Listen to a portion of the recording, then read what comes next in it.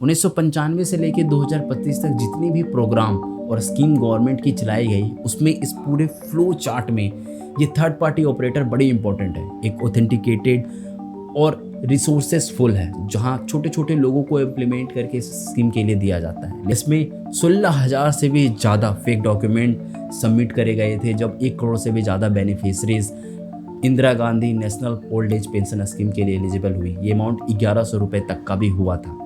Authenticated resourceful body भी कैसे government के लूप होल को ढूंढकर अपना एक अच्छा सा गरीबों के रिसोर्सेज के थ्रू मास एक्सटॉर्शंस करने को देखने को मिल रही है। वीडियो शुरू करते हैं दोस्तों। 15 अगस्त 1995 को 75 रुपये पर मंथ से ये एक पेंशन स्कीम स्टार्ट हुई थी, the national old age pension scheme. ये मैप आप स्क्रीन पे देख रहे हो, जो मैंने प्रिपेयर करा है 1995 से लेके 2025 तक। इसमें कई सारे प्लान आपको देखने को मिलेंगे।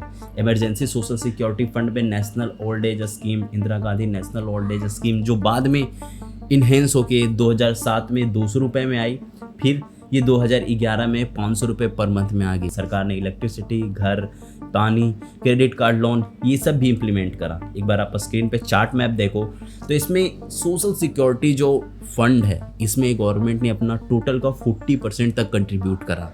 ये सबसे बड़ी बात थी, किसी भी स्टेट में ज़्यादा से ज़्यादा लोन प्रोवाइड करके और स्कीम के थ्रू स्टेट को गरीबी से बाहर निकालना। 2020 से 2023 तक का डेटा है। इसमें बेसिकली जो Indira Gandhi national old age pension scheme, इसके थ्रू 30 लाख लोगों को बेनिफिट हो रहा था, जिसमें सरकार 1000 करोड़ रुपए तक का भी फंड रिलीज की थी। स्क्रीन पे आप देख रहे हो तो 2022 से लेकर 2023 तक में 1059 करोड़ रुपए स्टेट को कंट्रीब्यूट करा जा रहा था वहाँ के लोगों को, जिसमें 29 लाख लोग बेनिफिट हो रहे थे। और आज की डेट में 2025 में बिहार स्टेट में सिर्फ सेंट्रल गवर्नमेंट और स्टेट गवर्नमेंट की कोऑर्डिनेशन के बेसिस पे 6-7 से भी ज़्यादा स्कीम्स चल रहे हैं, जिसमें एस्टिमेटेड 1 करोड़ से ज़्यादा लोग बेनिफिट ले रहे हैं। इसमें टोटल अमाउंट 1100 रुपये हो गया है 2025 में। इस पूरे प्रोसेस को कंप्लीट करने के लिए पूरा चार्ट काम करता है, स्टेट गवर्नमेंट से लेके बेनिफिशरी के अकाउंट तक। एक बार इस पूरी मैप को अगर आप समझोगे तो ये पैटर्न में आपको सेंट्रल गवर्नमेंट देखने को मिल रहा है। ये बेसिकली हमारे जॉब और जो स्कीम बनाई जाती है वो हैंड ओवर करती है। यहाँ पे हमारे फंड को रिलीज़ करा जाता है सबसे पहले,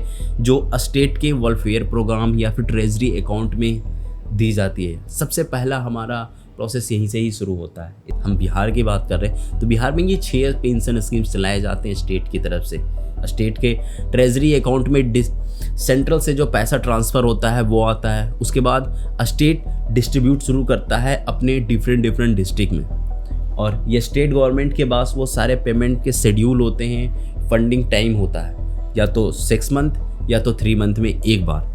वो डिस्ट्रिक्ट में जो फंड रिलीज़ होके आती है, इसमें जो सारे स्कीम्स चल रहे होते हैं, हर एक इंडिविजुअल का खाता, इस पे नाम ऐड करना, हटाना, या फिर कौन बेनिफिशरी के लिए एलिजिबल अब होगा, उसका सारा डेटा होता है। और यहीं से वो सारे फंड रिलीज़ करे जाते हैं बेनिफिशरी के अकाउंट में। डिस्ट्रिक्ट एक मेन बॉडी है यहाँ पे, और ब्लॉक लेवल आता है। यहाँ से सारे डॉक्यूमेंट फिल ऑन करके मैनेजमेंट के पास सबमिट करी जाती है। ये मैनेजमेंट भी डिस्ट्रिक्ट से ही जाकर कनेक्ट रहता है, जो इनडायरेक्टली एलिजिबल और डिक्लेरेशंस के लिए सारे प्रोसेस को होल्ड करके रखती है। हालांकि यहाँ से बेनिफिशरी के पास सीधा अकाउंट में पैसे रिलीज़ होते हैं, लेकिन इसके बीच में पंचायत अच्छे तरीके से हेल्प करती है इस काम को कंप्लीट करने के लिए। मतलब ऐसा है कि जो गांव में अलग अलग जगह पे रहने वाले लोग हैं, जो डॉक्यूमेंट प्रोसेस फिल नहीं कर सकते, जो रिक्वायरमेंट है जो उस ब्लॉक तक नहीं आ सकते, तो इसमें अलग अलग इंडिविजुअल्स भी जाकर घरों में डॉक्यूमेंट कंप्लीट करते हैं। गवर्नमेंट के जितने भी पेपर वर्क होते हैं उसको स्किप करने के लिए यहाँ के एजेंट्स बहुत बेहतर तरीके से काम करते हैं।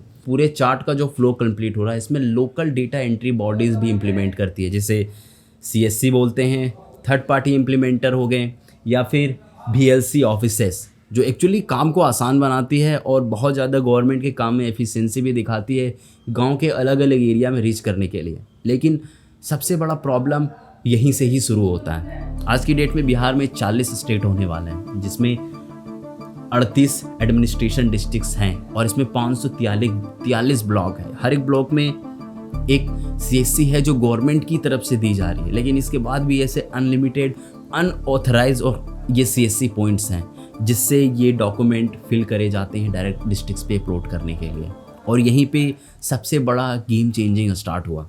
आईटी मिनिस्टर की तरफ से 2025 में जो डेटा रिलीज हुई है, इसमें 556 आईडीज सीएससी के रनिंग में है, जो अभी चल रहे हैं बिहार स्टेट के अंदर में। जब 1.1 करोड़ लोग इस जॉब के लिए एलिजिबल हुए तो नेशनल वेलफेयर डिपार्टमेंट की तरफ से इस पे जांच बैठाया गया। 17 जून 2025 को डेटा रिवील करी गई थी कि इसमें 16,000 से ज़्यादा फेक डॉक्यूमेंट ऐड करे गए। कहीं कोई लड़की जो है 15 फरवरी 1959 में डेट रखी गई है, जबकि इसका एक्चुअल बर्थ जो है 1 जनवरी 2000 को है। ये मैं नाम रिवील नहीं कर रहा हूँ, लेकिन हाँ, ये प्रोसेस को इम्प्लीमेंट करी गई थी इन छोटे छोटे लोकल ऑपरेटर्स के थ्रू, जो डिस्ट्रिक्ट्स में जाकर चेक करने के दौरान यहाँ पे देखने को मिला। ये जो पर्सन घर घर जाकर डॉक्यूमेंट चेक करते, वेरीफाई करते और कलेक्ट करते, इसके पीछे एक छोटा सा अमाउंट भी चार्ज करते। ये एक्चुअली में एलिजिबल तो नहीं है और ना ही इसे अलाउ है इस काम के लिए, लेकिन ऐसा होता है।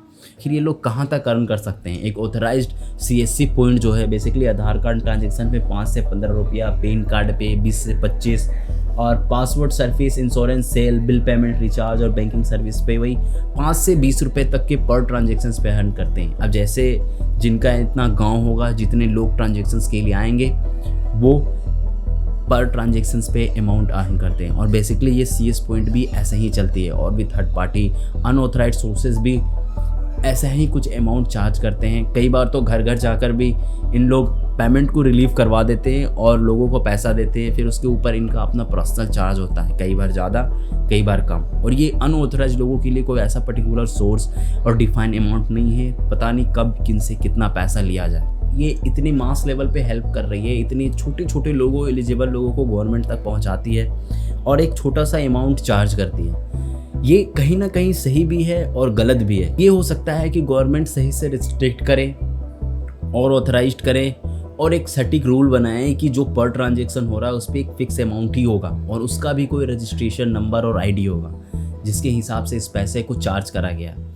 ये वीडियो में मैं इसी चीज़ को दिखाने की कोशिश कर रहा था दोस्तों कि एक्चुअली जो ये इतना बड़ा सेक्शन है, ये छोटे छोटे इंडिविजुअल्स, थर्ड पार्टी वर्कर एक बहुत बड़ा गवर्नमेंट के पेंशन स्कीम्स को डिस्ट्रीब्यूट करने का काम करती है और एक अच्छा सा मैप चलता है जिसमें बहुत बड़ा अमाउंट समय के साथ जा रहा है। हालांकि मेरा तो ऑलमोस्ट यही कहना है कि ये जो ऑपरेटर्स काम कर रही है, अगर बहुत हाई चार्ज करते हैं तो गवर्नमेंट को इसके तरफ में सोचना चाहिए और थोड़ा सा ध्यान देना चाहिए। लेकिन अगर ऐसा जनरल चार्ज है 5-10 रुपये तो ये ठीक है। बाकी अपने कुछ पर्सनल भी है कि वो अगर चाहे तो चार्ज जितना कम ले उतना ही बेहतर है इस चीज़ को लंबे समय तक चलने देने के लिए। अभी के लिए इस टॉपिक को हम लोग यहीं पे रोकते हैं दोस्तों। आप सभी का बहुत बहुत धन्यवाद वीडियो देखने के लिए। हम लोग किसी अगले वीडियोस पे फिर मिलेंगे। Thank you.